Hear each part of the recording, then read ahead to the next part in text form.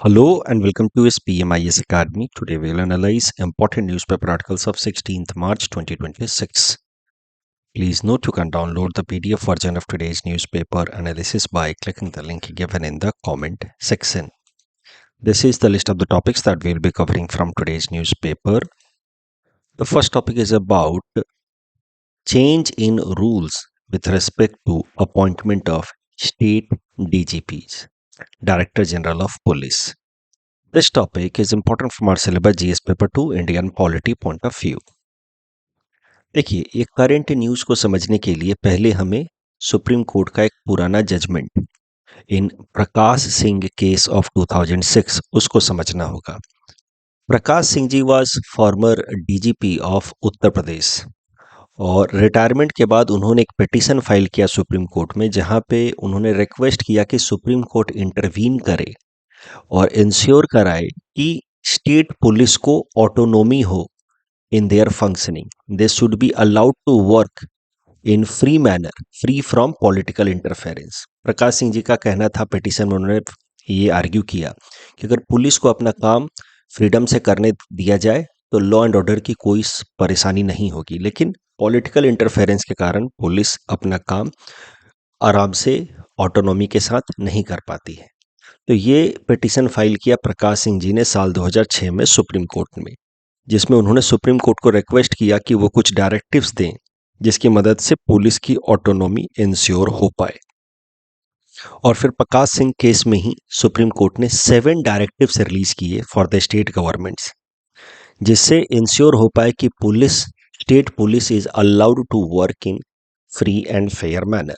ये जो 7 डायरेक्टिव्स हैं प्रकाश सिंह केस के, उनको एक एक करके देखते हैं। पहला, constitute a state security commission. तो हर एक स्टेट में एक अलग से बॉडी बनाई जानी चाहिए, स्टेट सिक्योरिटी कमीशन, जिसमें चीफ मिनिस्टर होंगे, chief secretary of the state होंगे, डीजीपी होंगे, कुछ सोशल एक्टिविस्ट्स होंगे।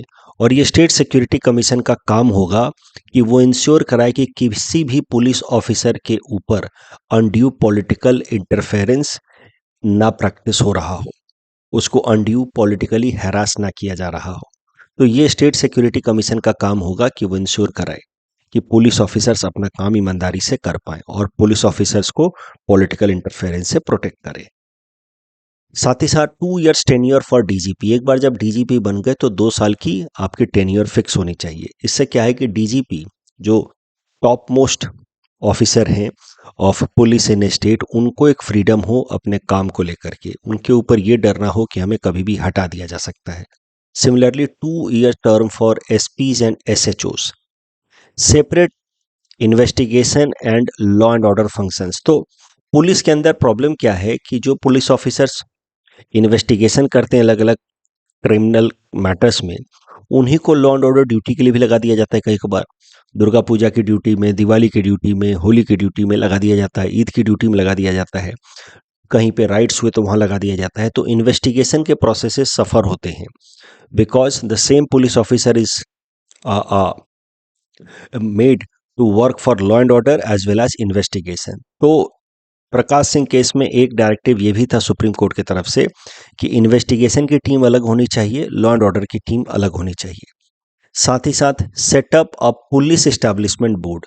पुलिस एस्टैब्लिशमेंट बोर्ड एक बनाई जाए जो पुलिस ऑफिसर्स के वेलफेयर का ध्यान रखे कि उनको रहने के लिए क्वार्टर मिल पाए, उनका जो वर्क लाइफ बैलेंस है वो मेंटेन हो पाए, 12 घंटे से ज़्यादा उनको किसी एक दिन ड्यूटी ना कराई जाए। ये सब इंश्योर कराने के लिए पुलिस एस्टैब्लिशमेंट बोर्ड होने चाहिए। साथ ही साथ एक पुलिस कंप्लेंट अथॉरिटी होनी चाहिए जिसमें आम जनता कंप्लेन रजिस्टर कर पाए against police officers if they are being harassed by the police officers. तो आम जनता को भी प्रोटेक्शन देने के लिए यहाँ पे डायरेक्टिव था।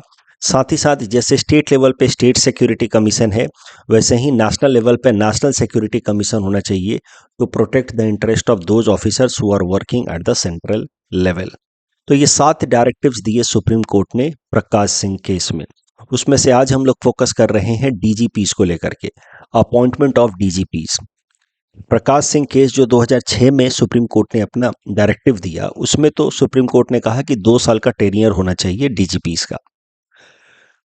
बाद में 2018 में 12 साल बाद, building on its Prakash Singh judgment only, Prakash Singh judgment में जो उन्होंने 2 साल का टेन्योर की बात कही थी डीजीपी के लिए, उसी को फर्दर ऑगमेंट करते हुए, सब्सटैंशिएट करते हुए कुछ नए रूल्स भी ऐड किए सुप्रीम कोर्ट ने। तो आप कह सकते हैं कि प्रकाश सिंह जजमेंट का ही ये नया रूल है, ऐड किया गया 2018 में। इसमें सुप्रीम कोर्ट ने कहा कि the state government concerned has to send UPSC the names of probables 3 months before the incumbent DGP is to retire. सरल भाषा में कहें तो किसी भी स्टेट में अगर DGP, director general of police, retire होने वाले हैं तो उनके रिटायरमेंट के 3 महीने से पहले स्टेट गवर्नमेंट को next set of police officers जो डीजीपी के तरह अपॉइंट किए जा सकते हैं, उनके नाम को भेजना होगा टू द यूपीएससी। जैसे मिस्टर ए अभी डीजीपी हैं, तो मान लीजिए रिटायर होने वाले हैं, उनका टेन्योर कंप्लीट होने वाला है, तो उनके रिटायरमेंट के 3 महीने पहले ही एक लिस्ट तैयार करके स्टेट गवर्नमेंट को भेजनी होगी। बी, सी, डी, ई, ये सब नेक्स्ट सेट ऑफ डीजीपीज बन सकते हैं। तो एक नई लिस्ट तैयार करके लिस्ट ऑफ प्रोबेबल्स भेजनी होगी स्टेट गवर्नमेंट को यूपीएससी के पास। यूपीएससी इसमें से जो लिस्ट होगी उसमें से 3 ऑफिसर्स के नाम चुन करके वापस से स्टेट को भेजेगा। यूपीएससी कोशिश करेगा कि ये जो 3 ऑफिसर्स के नाम चुने जा रहे हैं वो पूरे तरह से ट्रांसपेरेंट, मेरिट और सीनियरिटी के बेसिस पे हो, किसी को कोई अनफेयर एडवांटेज ना मिले।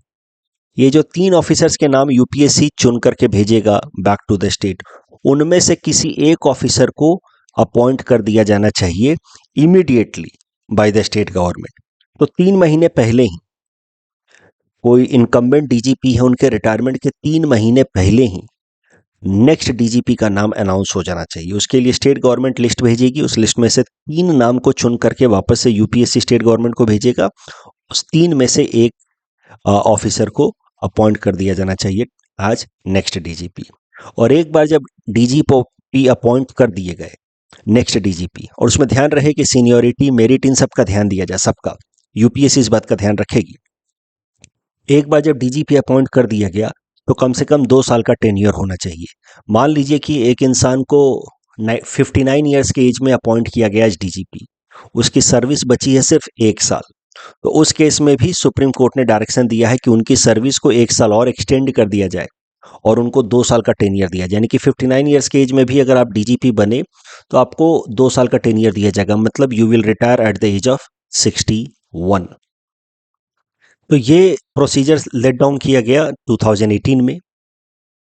अब करेंटली क्या हुआ है, इस मामले से संबंधित क्या नया डेवलपमेंट हुआ है? नया डेवलपमेंट ये है कि बहुत सारे स्टेट्स में क्या देखने को मिल रहा था कि स्टेट्स, ये जो सुप्रीम कोर्ट का डायरेक्टिव है कि 3 महीने से पहले पहले रिटायरमेंट, इनकम्बेंट डीजीपी के रिटायरमेंट के 3 महीने से पहले पहले लिस्ट ऑफ प्रोबेबल कैंडिडेट्स बना करके यूपीएससी को भेजे।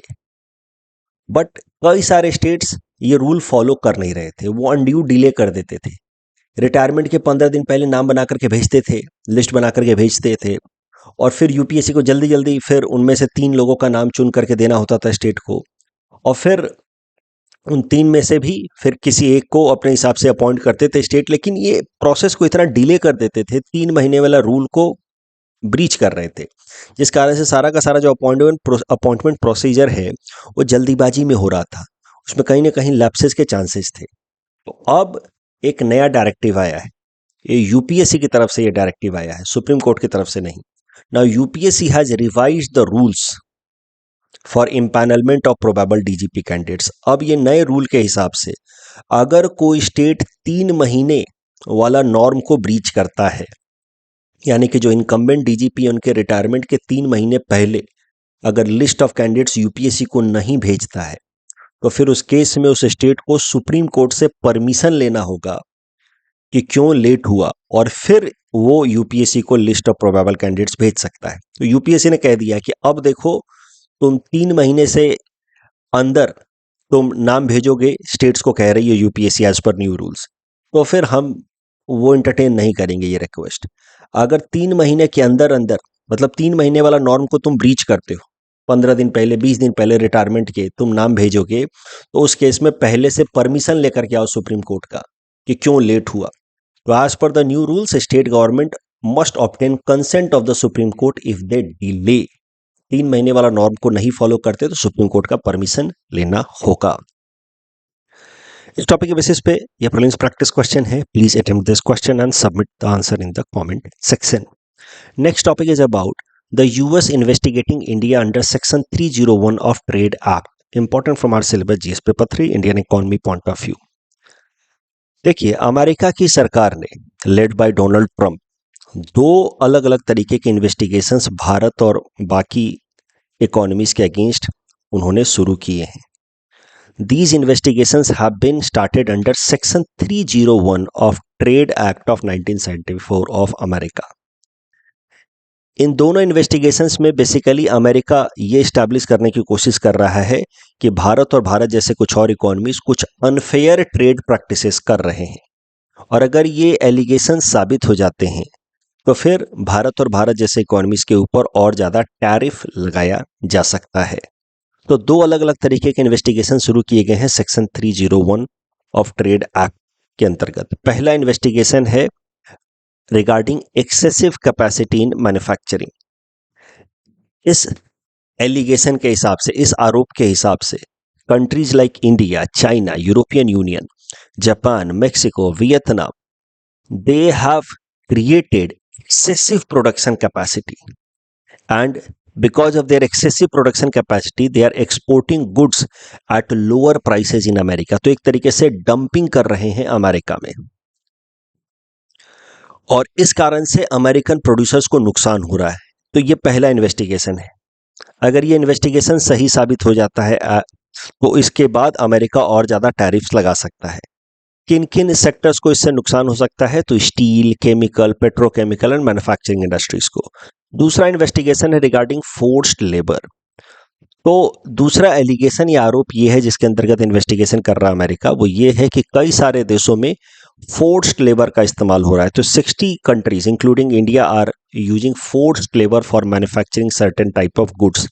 ऐसे गुड्स जिसमें फोर्स्ड लेबर का इस्तेमाल हो रहा है, वैसे गुड्स को अमेरिका इंपोर्ट नहीं करता है as per it section 301 of trade act. तो अगर ये साबित हो जाता है कि भारत और भारत जैसे देशों में फोर्स्ड लेबर का इस्तेमाल हुआ है टू प्रोड्यूस सर्टेन गुड्स, तो उन गुड्स के इंपोर्ट के ऊपर पूरी तरीके से रिस्ट्रिक्शन लगाया जा सकता है। सिर्फ टैरिफ नहीं, टैरिफ बढ़ाया नहीं जाएगा, पूरी तरह से रिस्ट्रिक्शन लगाया जा सकता है on import of such goods.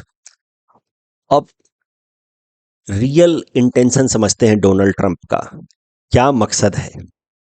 देखिए, लगभग 2 महीने पहले अमेरिका के अंदर अमेरिका के सुप्रीम कोर्ट ने वहां की executives led by Donald Trump, उनको कहा कि आप जो टैरिफ्स लगा रहे हैं अलग अलग देशों के ऊपर, वो आपके पावर या ज्यूरिडिक्शन के अंतर्गत अलाउड नहीं है।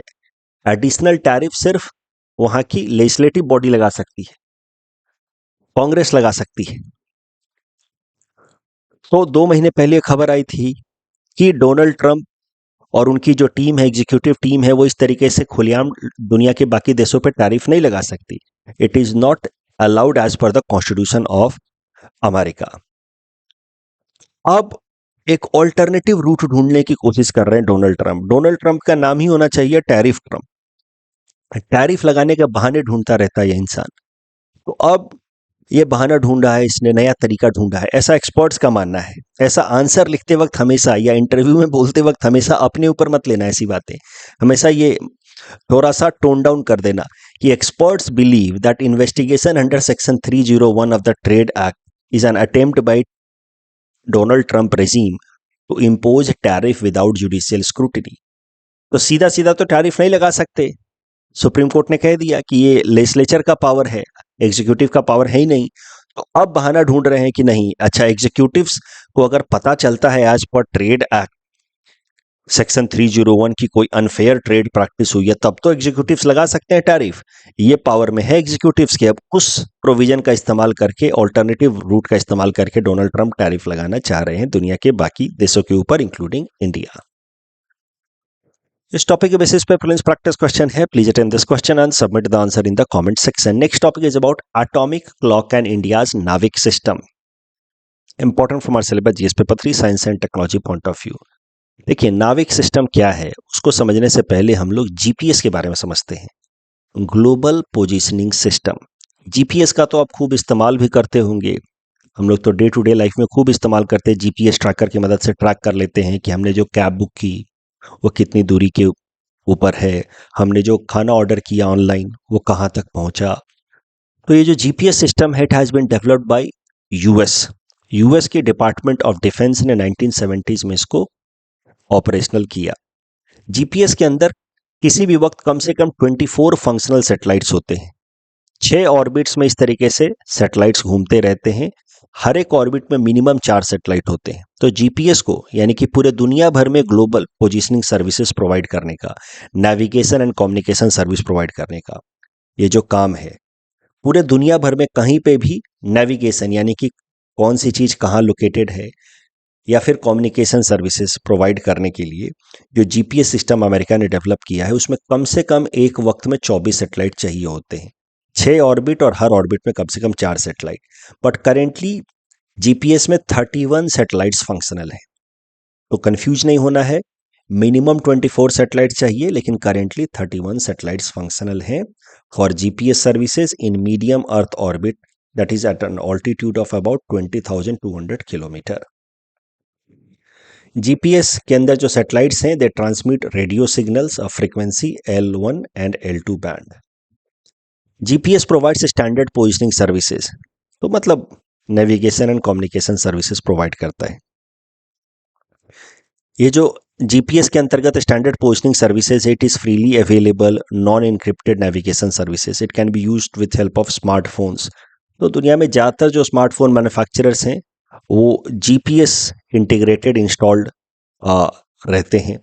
तो उनकी में ऑटोमेटिकली जीपीएस का हम इस्तेमाल कर सकते. कई सारी गाड़ियों में जीपीएस ऑलरेडी इंस्टॉल्ड रहता है, तो आराम से हम लोग जीपीएस ट्रैकर कर सकते हैं. तो इस कारण से जो जीपीएस का इस्तेमाल होता है ट्रांसपोर्टेशन में, मैपिंग में, एग्रीकल्चर, डिजास्टर मैनेजमेंट, खूब इस्तेमाल होता है जीपीएस का. अब जिस तरीके से अमेरिका ने अपना ये जीपीएस बनाया है ग्लोबल पोजिशनिंग सिस्टम, वैसे ही दुनिया के बाकी देशों ने भी अपना पोजिशनिंग सिस्टम या सर्विसेज बनाया है. जैसे रसिया ने बनाया है GLONASS alternative to GPS. It became operational in 1995. Galileo has been developed by European Union. Beidou has been developed by China. Chujat SS has been developed by Japan. And Navik system, जिसका पहले नाम हुआ करता था Indian regional navigational satellite system IRNSS, बाद में उसको बना दिया गया नाविक. ये NavIC has been developed by India. But Bharat का जो नाविक है और जापान का जो QZSS है, they are regional services system, regional standard positioning services system. मतलब वो पूरे दुनिया को कवर नहीं करते हैं, एक पर्टिकुलर रीजन को ही कवर करते हैं. तो दुनिया के कई सारे देशों ने अपना रीजनल पोजिशनिंग सिस्टम डेवलप किया है, लेकिन दुनिया में जो सबसे ज़्यादा इस्तेमाल होने वाला पोजिशनिंग सर्विसेज है वो है जीपीएस, डेवलप्ड बाय यूएस. अब भारत के नाविक सिस्टम की बात करें तो जैसा कि मैंने आपको पहले बताया, earlier NAVIC system of India was named as Indian Regional Navigational Satellite System IRNSS. बाद में उसका नाम बदल कर दिया गया नाविक.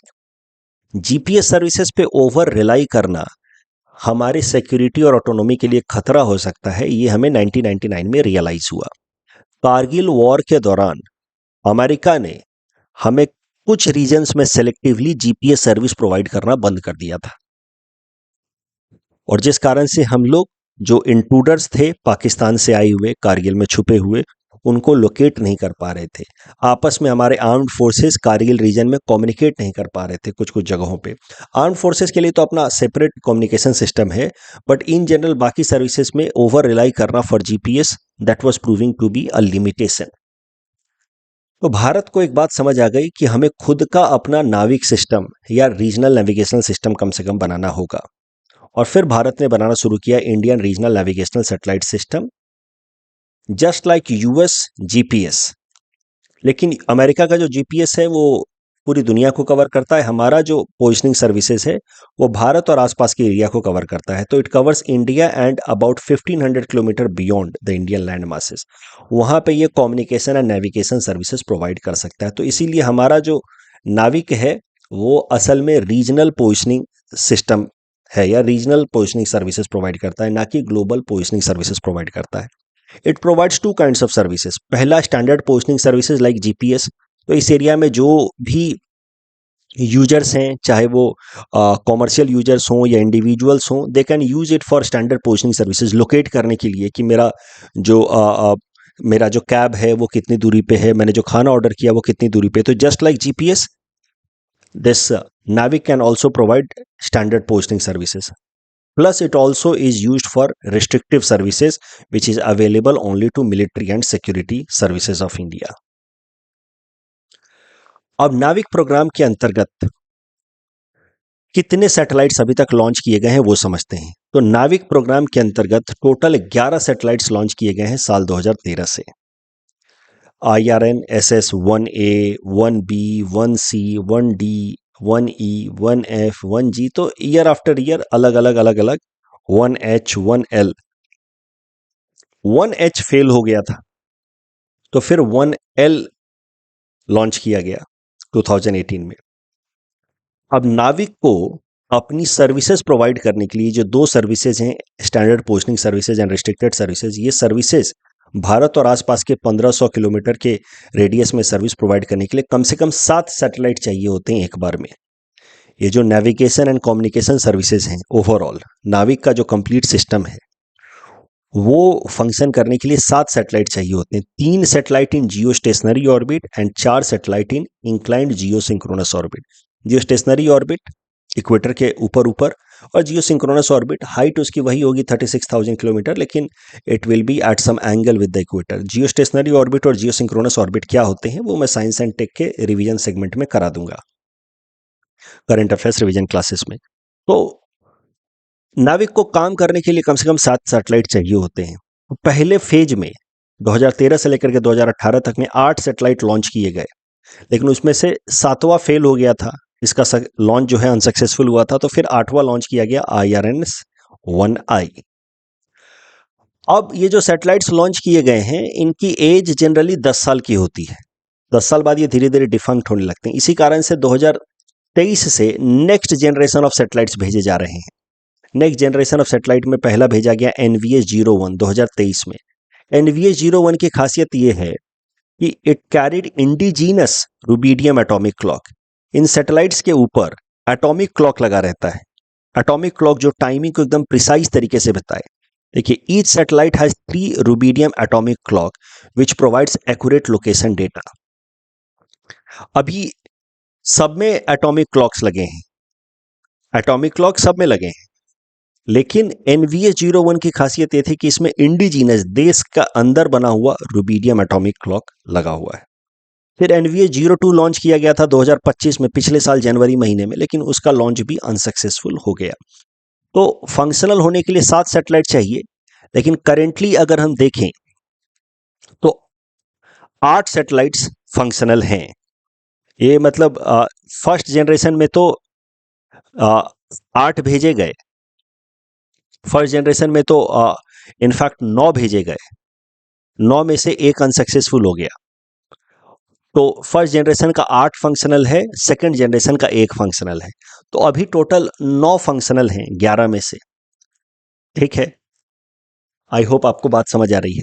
अभी तो 9 फंक्शनल्स हैं, कम से कम ये सैटेलाइट्स अपने अपने ऑर्बिट में हैं, और 2 का लॉन्च ही अनसक्सेसफुल हो गया, IRNSS-1H एंड NVS-02। इनका लॉन्च ही अनसक्सेसफुल हो गया।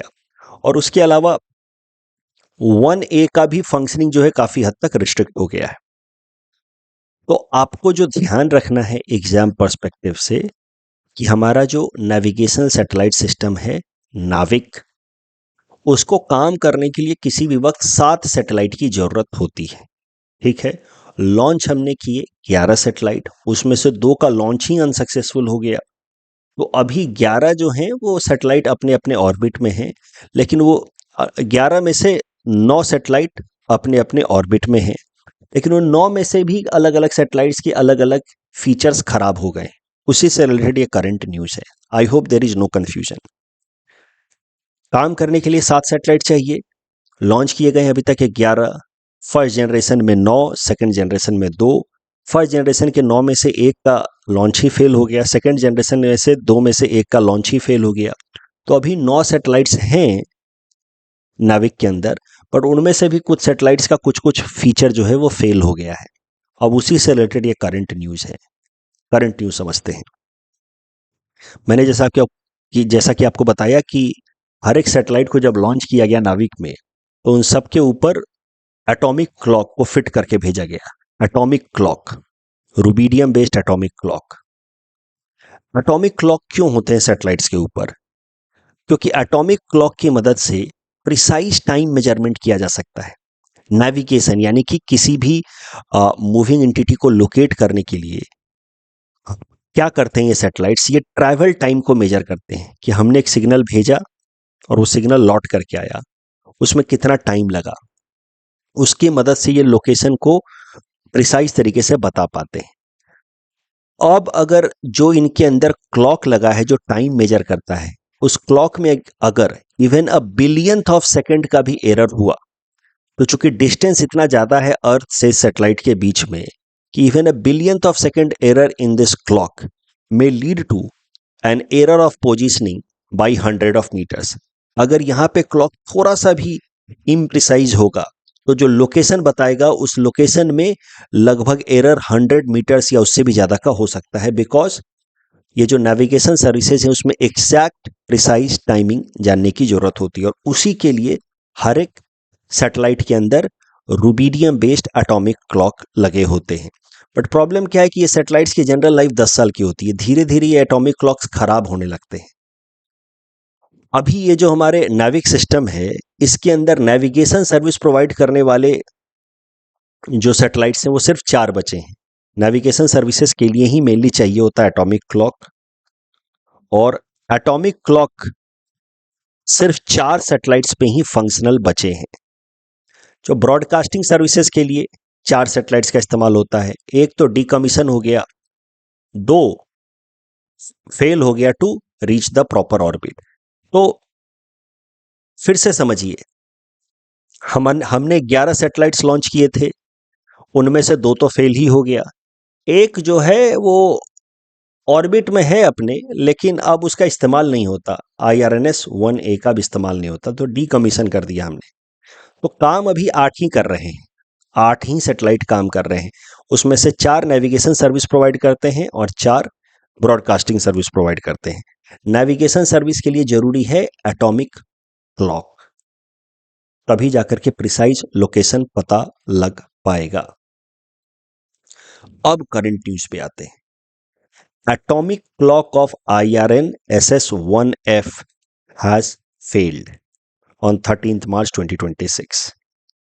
वैसे भी IRNSS-1F ने अपना 10 साल पूरा कर लिया था। जनरली 10 साल के लिए ही इन सैटेलाइट्स को डिजाइन किया जाता है। इसका एटॉमिक क्लॉक फेल हो गया है, and without a working atomic clock the satellite can not provide navigation services. तो अब नेविगेशन सर्विस प्रोवाइड करने लायक हमारे 4 सैटेलाइट्स थे इन 8 में से। 1A तो डीकमीशन हो गया, 1H सक्सेसफुल लॉन्च हो ही नहीं पाया, NVA-02 भी सक्सेसफुल लॉन्च हो ही नहीं पाया। बाकी बचे 8, उसमें से 4 के अंदर ही फंक्शनल एटॉमिक क्लॉक था। उस 4 मिनिमम चाहिए होते हैं फंक्शनल एटॉमिक क्लॉक वाले satellite to provide navigation services. उस 4 में से भी एक का एटॉमिक क्लॉक फेल हो गया। यही है current news. Atomic clock of IRNS-1F has failed. तो अब सिर्फ 3 सैटेलाइट्स के ऊपर 1B, 1L and NVA-01, 1B, 1L and NVA-01 इनका एटॉमिक क्लॉक जो है काम कर रहा है। बट नाविक सिस्टम को कम से कम 4 सैटेलाइट्स चाहिए होते हैं with functional atomic clock to provide navigation services. Therefore, Navik has, the current news is that Navik has fallen below its minimum operational threshold to provide navigation services। तो currently Navik के सिर्फ 3 ऐसे satellites हैं जिनके ऊपर functional atomic clock है। कम से कम 4 satellite चाहिए होते हैं with functional atomic clock to provide navigation services. That means NavIC has fallen below its operational threshold. NavIC का करेंटली कई सारे जगहों पे नेविगेशन पर्पस के लिए इस्तेमाल हो रहा है, जैसे रेलवे ट्रैकिंग में, डिजास्टर वार्निंग सिस्टम में, marine navigation, vehicle tracking. Bharat सरकार जो हमारे मोबाइल फ़ोन मैन्युफैक्चरर्स हैं देश के अंदर, उनको कह रही थी कि आप जीपीएस के बजाय नाविक का इस्तेमाल करना शुरू कीजिए, उनको आप इंस्टॉल करके दिया कीजिए। तो नाविक का अलग-अलग जगहों इस पे इस्तेमाल हो रहा था, but with only 3 satellites operational for navigation services, the service faces a serious risk. Topic के बेसिस पे प्लीज प्रैक्टिस क्वेश्चन है। Please written this question and submit the answer in the comment section. NavIC के ऊपर ऐसा mains में आपसे सवाल पूछा जा सकता है। You can attempt this question. If needed, you can read the hints also. Next topic is about 60th Gyanpith Award for the year 2025. Important from prelims exam point of view. देखिए, Gyanpith Award is highest literary honor in India. Instituted in the year 1961 by Bharatiya Gyanpith Trust. तो trust देता है ये Jnanpith award. It can be bestowed upon any Indian citizen who writes in any of the 22 scheduled languages of India mentioned under 8th schedule. Prior to 1982, Jnanpith award was given for a single work by a writer, but 1982 के बाद से किसी एक particular book या work के लिए Jnanpith award नहीं दिया जाता। Jnanpith award is given for lifetime contribution. Jnanpith awardee जो होते हैं उनको 11 लाख का cash prize, bronze statue of goddess Saraswati and एक साइटेशन दिया जाता है। करंट न्यूज ये है कि Tamil poet and lyricist Vairamuthu has been selected for 60th Jnanpith award for the year 2025। Bharatiya Jnanpith trust ने यह अवार्ड अनाउंस किया। इसके साथ ही Vairamuthu has become the third Tamil writer to receive this award after Akilan in 1975 and Jayakanthan in 2002। Topic के बेसिस पे फ्रेंड्स प्रैक्टिस क्वेश्चन है। Please take this question and submit the answer in the comment section. BRICS summit से related दोनों statement गलत हैं। जब आया था ये सवाल उस टाइम में second statement was correct, but now South Africa is not the last to join. बाकी भी 6 देशों ने ज्वाइन कर लिया, इसलिए सेकंड स्टेटमेंट आज के कॉन्टेक्स्ट में गलत हो जाता है, और पहला तो गलत है ही। सप्लीमेंट्री ग्रांट से रिलेटेड दूसरा स्टेटमेंट गलत है। इसको पार्लियामेंट से अप्रूवल लेने की जरूरत होती है even for supplementary grant. Theatre command से रिलेटेड दूसरा स्टेटमेंट गलत है। Theatre command is not directly under chief of defence staff. Theatre command is under 4-स्टार general, not directly under chief of defence staff. Cryogenic engine uses liquid hydrogen as fuel, not as an oxidizer, and liquid oxygen as oxidizer, not as fuel. So पहला statement गलत है, दूसरा सही है। That's all from our side for today. Thanks for watching.